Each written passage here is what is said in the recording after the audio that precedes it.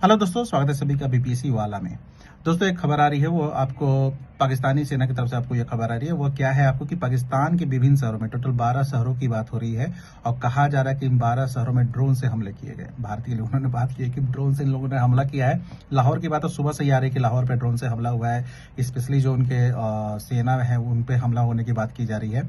तो यहाँ पर साफ साफ लिखा हुआ है कि पाकिस्तानी सेना ने स्वयं यानी खुद ही इस बात की पुष्टि की है कि कई शहरों में, मैं वही न्यूज ही पढ़ रहा हूँ, ड्रोन से हमले हुए हैं, जिसमें लाहौर, कराची, रावलपिंडी जैसे प्रमुख शहर भी है। रिपोर्ट्स के अनुसार कम से कम 12 शहरों को निशाना बनाया गया है और अभी तक किसी के ताहत मतलब कि बहुत उस तरीके का यहाँ पर नुकसान नहीं हुआ है, बट कहा जा रहा है कि इनके सुरक्षा तंत्र पर यह निशाना बनाया जा रहा है।